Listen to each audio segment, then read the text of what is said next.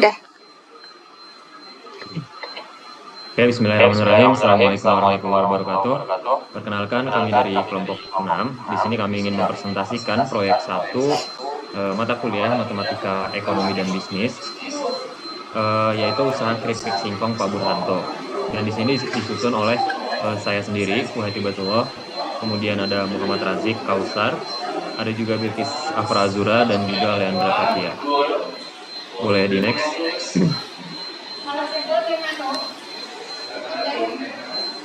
Nah, untuk slide selanjutnya, di slide 2, kita di deskripsi usaha. Yang pertama, dari profil, keripik singkong Pak Burhanto adalah UMKM, sektor kuliner yang berlokasi di kawasan Bojong Soang, dan lebih tepatnya di depan Telkom University di Gate 1. Nah, untuk metode penjualannya, beliau melakukan penjualan secara mandiri atau tanpa karyawan dengan strategi berpindah tempat mobile saat sore hari untuk menjangkau titik keramaian konsumen. Karena biasanya mahasiswa atau masyarakat mencari kuliner itu dari siang hari sampai dengan malam hari. Dan untuk fokus produknya, beliau menyediakan cemilan keripik singkong tradisional dengan kualitas bahan baku pilihan dan diproses penggorengan harian yang segar. Oke, boleh di next. Nah, untuk daftar produknya, Pak Burhanto membagi menjadi 2. Yang pertama ada keripik kiloan atau curah, yaitu targetnya konsumsi rumah tangga atau juga grosir. Karena biasanya rumah tangga atau grosiran itu membutuhkan banyak stok, dan biasanya itu dijual kiloan dengan harga Rp44.000.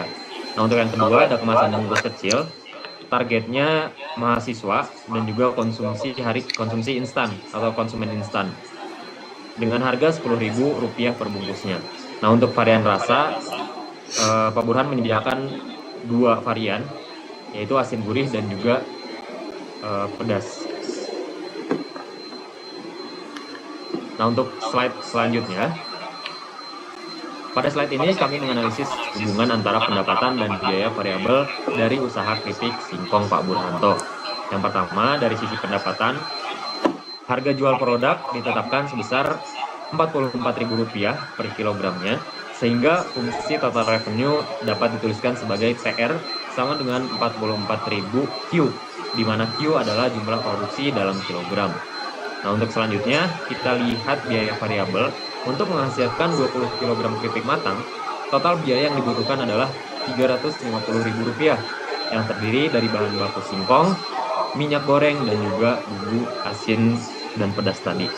Nah, jika dihitung per unit, maka biaya variabel per kilogram adalah Rp17.500. Dengan demikian, fungsi biaya variabel dapat dituliskan sebagai VC sama dengan 17.500 Q.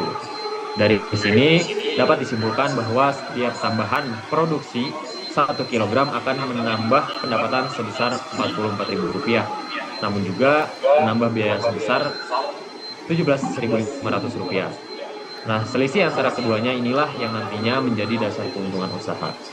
Oke, mungkin itu aja yang bisa saya sampaikan. Untuk slide selanjutnya, 5 dan seterusnya bisa dilanjutkan oleh teman saya Bilkis. Terima kasih. Baik, di sini terdapat analisa fixed cost atau biaya tetap dengan rincian biaya operasional per bulannya itu terdapat sewa tempat sejumlah Rp200.000, sudah include dengan kebersihan, dan juga terdapat biaya lain-lain seperti asumsi gas dan alat yaitu Rp50.000. Jadi total fixed cost itu Rp250.000. Di sini juga terdapat persamaan fungsi linear. Yang pertama fungsi pendapatan atau total revenue di Rp44.000 Q, lalu fungsi biaya variabel atau variable cost 17.500 Q, lalu fungsi biaya total yaitu TC sama dengan FC ditambah dengan VC, dengan model akhir TC sama dengan 250.000 ditambah 17.500 Q. Boleh dilanjut?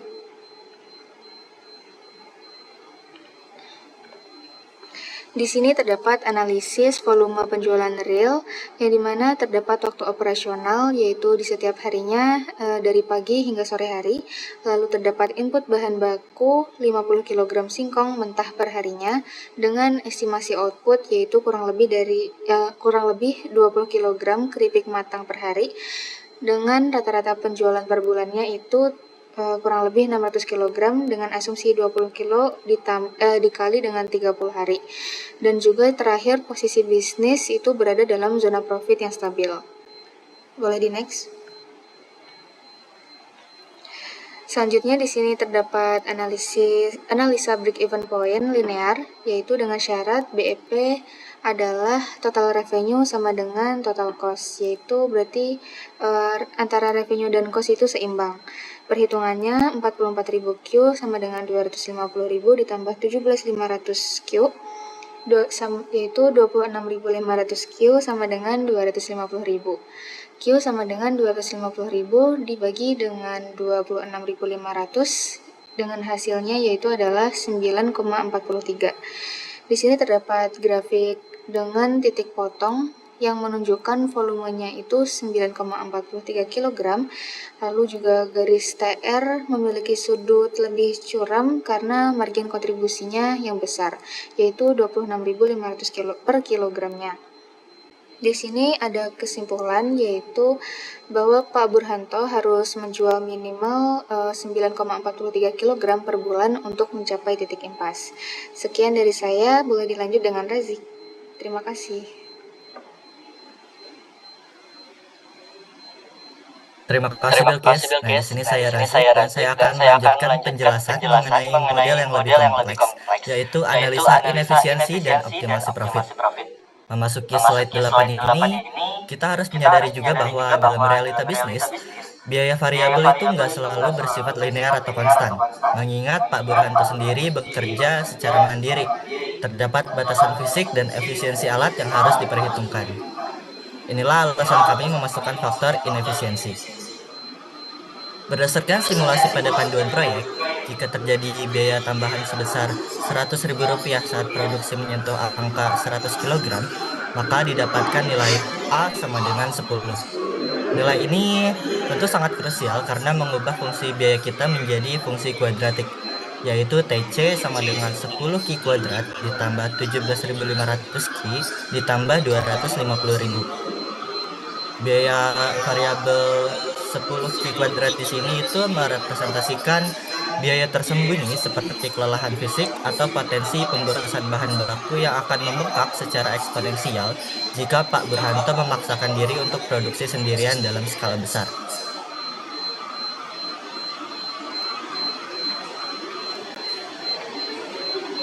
Lalu pada tingkat produksi berapa sih Pak Burhanto mendapatkan untung yang paling banyak?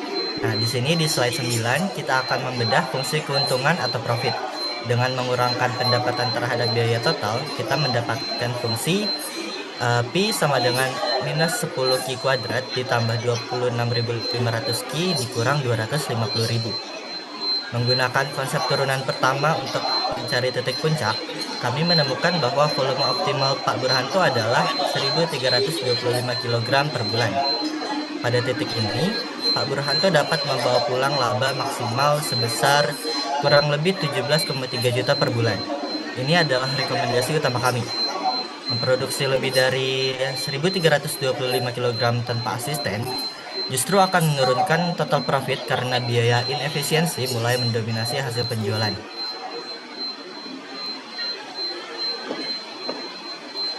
Terakhir di bagian saya, slide 10 ini menampilkan break-even point yang baru dan visualisasinya. Berbeda dengan model linear, pada model kuadratik ini muncul dua titik kritis.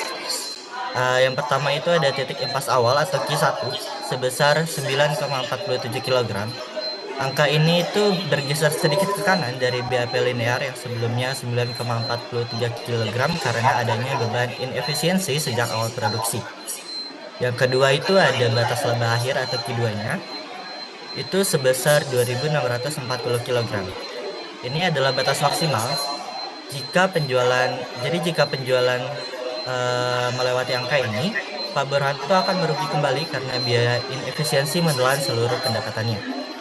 Di sini juga kalau diperhatikan kurva hijau pada grafik, kurva ini menunjukkan rentang profitabilitas Pak Burhanto antara 9,47 kg hingga 2.640 kg. Area puncak yang saya tandai dengan titik hijau adalah target ideal yang harus dijaga agar efisiensi kerja dan margin keuntungannya tetap berada di level tertinggi.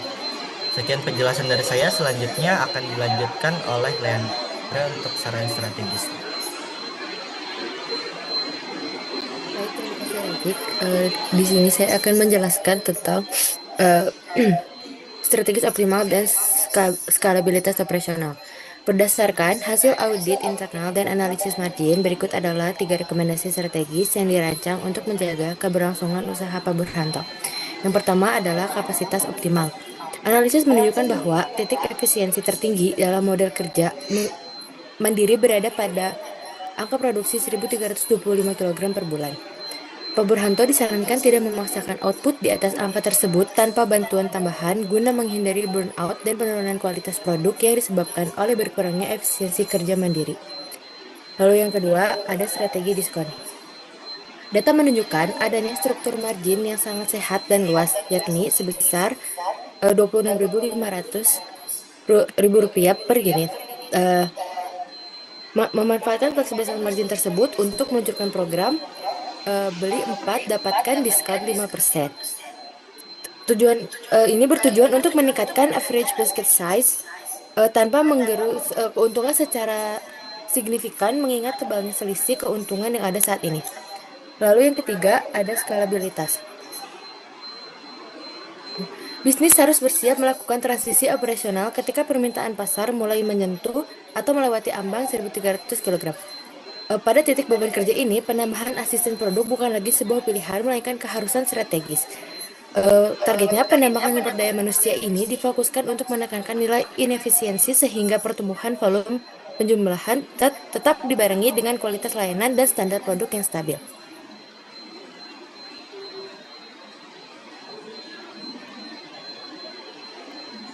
Oke, untuk di next slide ini ada dokumentasi. Di sini kami langsung menghampiri tepatnya di depan gate 1. Dari segi wawancara, detail-detailnya seperti yang sudah kami presentasikan tadi, kami juga sempat mereview untuk singkong-singkongnya, dan mungkin itu saja yang bisa kita sampaikan. Kurang lebihnya mohon maaf. Sekian dan terima kasih. Wassalamualaikum warahmatullahi wabarakatuh.